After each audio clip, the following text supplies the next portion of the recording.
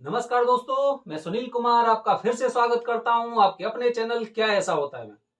दोस्तों, मैं आपको 4 तरह के कालसर्प दोष के बारे में जानकारी दे चुका हूं, अलग अलग एक एक वीडियो के माध्यम से। और उसके साथ ही जब आप कालसर्प दोष की पूजा कराते हैं तो कालसर्प दोष की पूजा के बाद जो आपके 40 दिन के नियम होते हैं उसके बारे में आपको पूरी तरह से जानकारी दे चुका हूं। दोस्तों, आज मैं वीडियो के माध्यम से आपके साथ शेयर कर रहा हूं पद्म कालसर्प दोष क्या होता है। कालसर्प दोष तो है, लेकिन उसके साथ पद्म कालसर्प दोष कुछ अलग तरह का है। किस अलग तरह का है बता रहा हूं। दोस्तों, पद्म कालसर्प दोष में राहु देव होते हैं, वो आपकी कुंडली के 5वें भाग में होते हैं, पंचम ग्रह में होते हैं। और जो केतु की स्थिति होती है वो केतु 11वें भाव में पहुंच जाता है। तो जब राहु और केतु, आप कालसर्प दोष में जैसे अपनी हर वीडियो के माध्यम से मैं आपको बताता हूं कि राहु और केतु की स्थिति एकदम ऐसे रहती है, एकदम ऐसे। जितना नजदीक होगा उतना ज्यादा आपको परेशानी देगा। तो ऐसे ही इधर पांचवें ग्रह में यहां पर राहु और केतु इधर पहुंच गए इस स्थिति में, ऐसे करके। तो ये बनता है पद्म कालसर्प दोष। दोनों के बीच में या तो ऊपर की तरफ इधर की तरफ सारे ग्रह होंगे, और या फिर नीचे की तरफ इधर, दोनों के बीच में। मतलब अगर एक सीधी लाइन खींचेंगे तो या तो इधर या इधर, ऐसे करके सारे ग्रह उसमें बंध जाते हैं और ये कालसर्प दोष का बनाते हैं। आपकी कुंडली में कालसर्प योग बनाते हैं, पद्म कालसर्प दोष। पद्म कालसर्प दोष वाले लोगों को कुछ सावधानी बेहद जरूरी है। और मैं तो कह रहा हूं कि ये उनके एक लक्षण भी हैं। आप देख के समझ सकते हैं कि इस इंसान पर पद्म कालसर्प दोष है। कैसे देखेंगे मैं बता रहा हूं आपको। सबसे पहले आप देखेंगे कि आपके बच्चे का पढ़ाई में मन नहीं लग रहा है, वो पढ़ाई में मन लग ही नहीं पा रहा है। और अगर वो जबरदस्ती अगर आप उसे बिठा रहे हैं पढ़ने के लिए तो हो सकता है कि उसे वो चीजें याद नहीं रह पा रही हैं। तो दोस्तों, ये कालसर्प दोष का एक बेहद अहम लक्षण है कि आपका इतना ध्यान देने के बावजूद, और अगर आपका बच्चा का पढ़ने में मन नहीं लग रहा है या फिर पढ़ी हुई चीजें उसे समय पर याद नहीं रह पा रही हैं, आप घर पे आके पूछते हैं तो सही बताता है, स्कूल में गलत करके आता है, तो इस तरह का पद्म कालसर्प दोष बनता है। इसके साथ ही अगर कुछ ऐसे लोग हैं जिनकी शादी हो चुकी है तो दोस्तों, आपने देखा होगा कि उनका दाम्पत्य जीवन ना बड़ा खराब रहता है, आपस में दोनों में बनती नहीं। हर तरह के प्रयास कर लिए, यहां तक कि आपने सोचा कि चलो ठीक है अपने बच्चों को अपने घर से दूर भेज दो, अकेले रहेंगे तो हो सकता है सुखी रहें। उसके बावजूद भी वो अकेले में भी और वो पूरी तरह से सही नहीं रह पा रहे हैं, मतलब दाम्पत्य जीवन उनका गड़बड़ चल रहा है। मतलब इसका मतलब ये है कि उस पर पद्म कालसर्प दोष है। तीसरा मैं लक्षण बता रहा हूं कि ऐसे जो पद्म कालसर्प दोष होता है, ऐसे लोगों के लिए संतान सुख बड़ा मुश्किलदायक होता है। संतान सुख मतलब हो सकता है पुत्र या पुत्री उत्पन्न होने में विलंब हो रहा है, और इन केस अगर हो भी गया तो हो सकता है कि वो रोगी हो, बीमार हो, दुर्बल हो। तो ये कालसर्प दोष के लक्षण होते हैं जो मैंने आपको बताए हैं। क्योंकि पांचवा आपका जो घर है, कुंडली का पांचवा घर है, वो शिक्षा और दाम्पत्य जीवन के लिए माना जाता है, खासकर शिक्षा के लिए माना जाता है। और जब वो उसी में जब राहु देव बैठे हुए हैं और राहु की जब महादशा चलेगी या केतु की महादशा चलेगी, तो ये मान लो कि वो साल आपके बच्चे की खराब होने वाली है, ये तो आप समझ लो। तो दोस्तों, ये मैंने आपको बताए हैं पद्म कालसर्प दोष के लक्षण। अब इसका समाधान मतलब मुक्ति, शांति नहीं, मुक्ति। मुक्ति कैसे मिलेगी? बिल्कुल जी, देखो आप जानते हैं कि कोई सनातन धर्म के अनुसार अगर मैं बात करूं तो सनातन धर्म के अनुसार अगर कोई समस्या है तो उसका समाधान भी है। और यहाँ के तो वो डॉक्टर भी ऐसे हैं कि कोई बीमारी आती है उसका पहले से ही इलाज कर लेते हैं, या फिर उसके कुछ दिन बाद। आप देखिए कोरोना जैसी महामारी आई, उसमें भी हिंदुस्तान में वैक्सीन तैयार हो गई। तो दोस्तों, इस तरह से समाधान है, मुक्ति है। वो क्या है?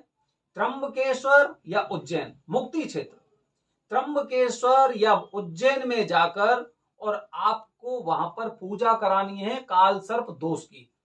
जब कालसर्प दोष की पूजा आप कराएंगे तो आप देखेंगे कि आपको उन चीजों से काफी लाभ मिल रहा है।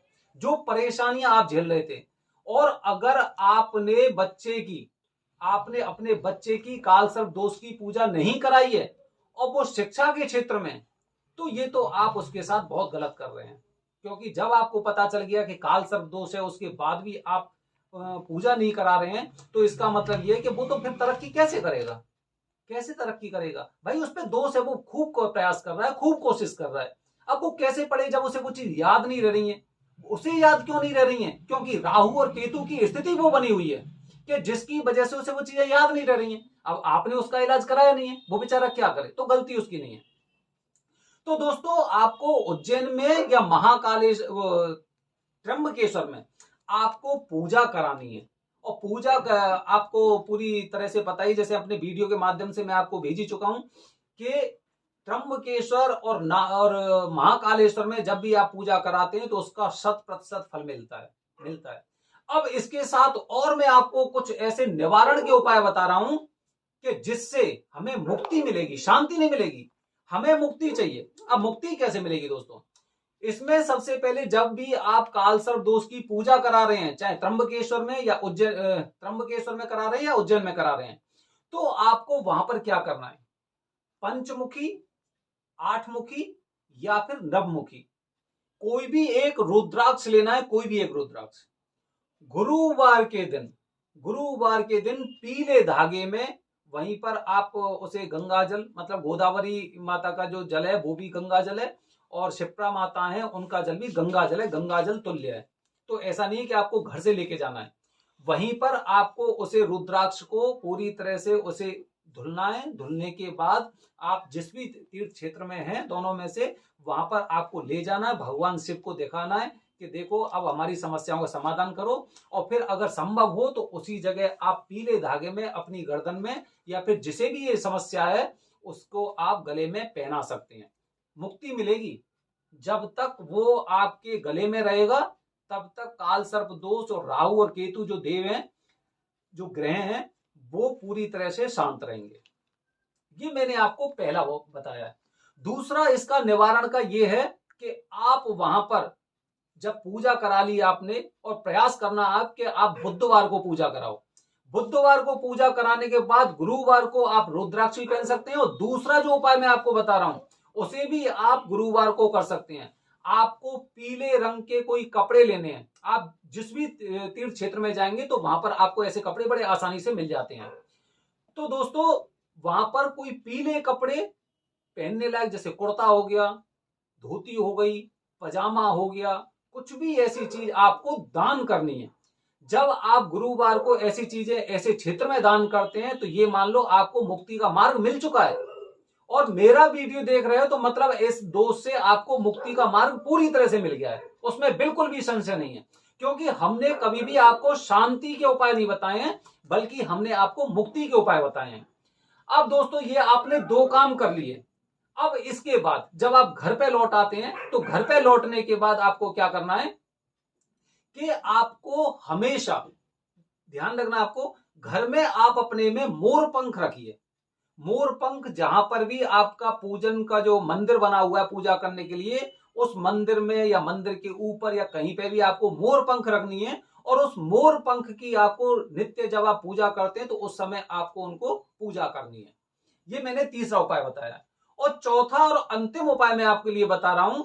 वो चौथा उपाय ये है कि आपका जो मेन गेट है, मेन गेट पर या तो आपको चांदी का स्वास्तिक, मेन गेट पर चांदी का स्वास्तिक, या फिर नाग और नागिन का जो जोड़ा होता है उसका आपको अपने मेन गेट पर चांदी का आपको लगाना है। ये आपको कार्य करने हैं, जिससे कि भविष्य के लिए, पूरी जिंदगी भर तक के लिए काल सर्प दोष से आपको मुक्ति मिलेगी। इसके साथ आपको एक सावधानी और रखनी है दोस्तों। वो सावधानी ये है कि भविष्य में कभी भी मतलब जब से मेरी वीडियो देख रहे हो, आज से आपको ये प्रण करना है कि मुझे कभी भी किसी का पुराना कपड़ा नहीं पहनना है।